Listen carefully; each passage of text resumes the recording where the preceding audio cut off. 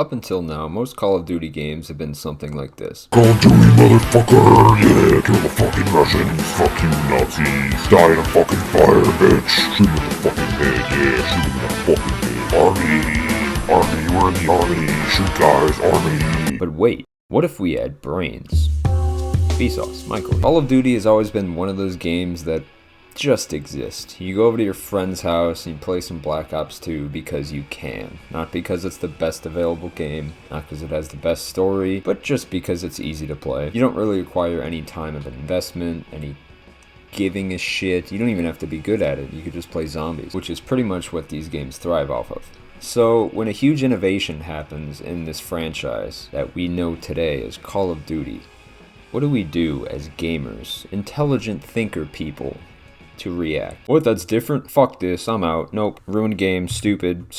This is the exact issue that the Call of Duty franchise faces. Do they listen to feedback and make a tailored game for responsive players who have invested their time in the game? Or do they just keep doing the same exact bullshit to please the masses? I could understand why a huge AAA studio would have a hard time listening to feedback when a lot of it is, make the game different. What does that even mean? Well, simply put, Call of Duty changed. Black Ops 1 and 2 were the glory days of Call of Duty. That was when they were at their peak. You could argue that Modern Warfare 2 and 3 were also a separate peak, which I would concede to that argument. Yeah, that's a valid point. Now, let's jump over to Call of Duty Ghosts. What's different from Ghosts than Black Ops 1, 2, or Modern Warfare? Well, first of all, I can't see fucking shit. Why was that a trend back in the day? Why did AAA developers want to make every single game gray washed and make these boring ass filters? There's no color, there's just gray and nothing and boring and shitty looking stuff. Realism, says the 12-year-old in the back. No, kid, not realism. You can see colors. Most people can, and even those who can't can still see some colors. So why in these games is the only color white, gray, brown, and black? It's boring, it's ugly, and it's fucking stupid. That was the first strike for Call of Duty Ghosts, I think. As I said before, Call of Duty is one of the most accessible games ever. You can just pick up a controller, choose campaign, multiplayer, zombies, and fucking hop into it. You don't gotta worry about adjusting resolution or sensitivity really, usually.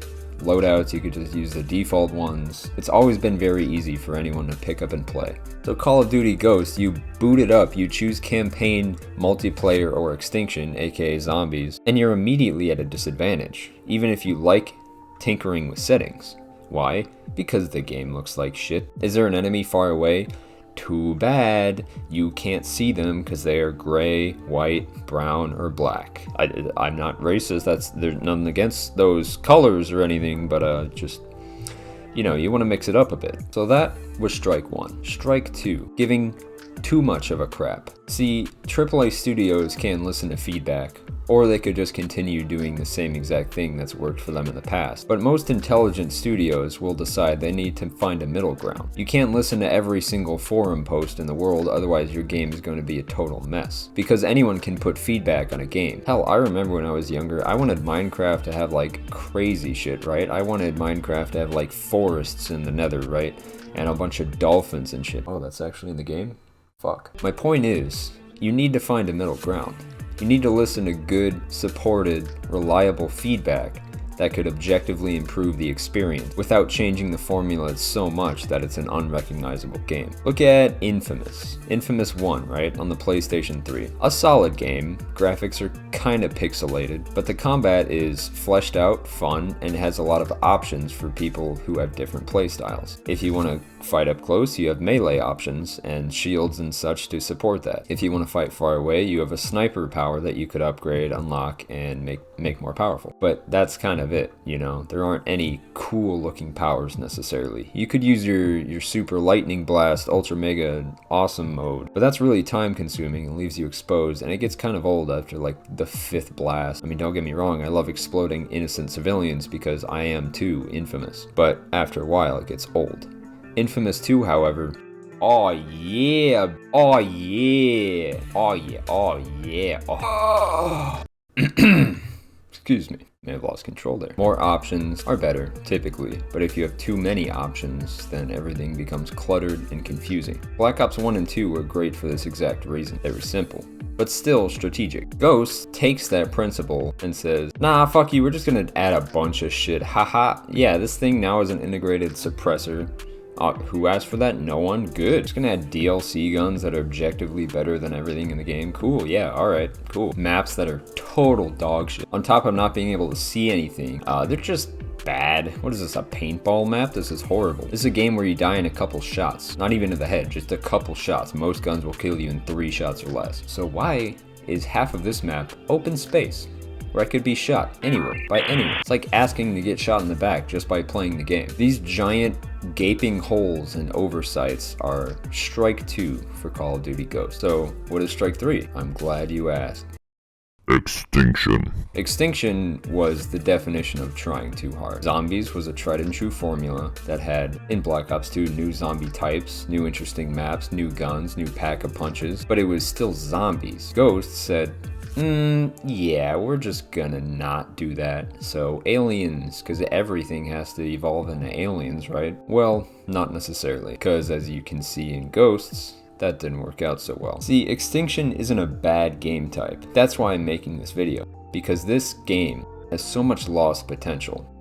There's a lot here that was just never fully realized. This could have been the next Zombies, but what made Zombies great? Ask yourself. The hordes and hordes of fairly easy enemies, but strategy and ideas, especially in multiplayer. Extinction, however, has pretty much the opposite of that. There's significantly less enemies to deal with, and they're way tankier. So basically, you're just shooting the same thing for like 5 to 10 seconds. And if you're fighting one of the beefier aliens, that's gonna be like 20 seconds extra.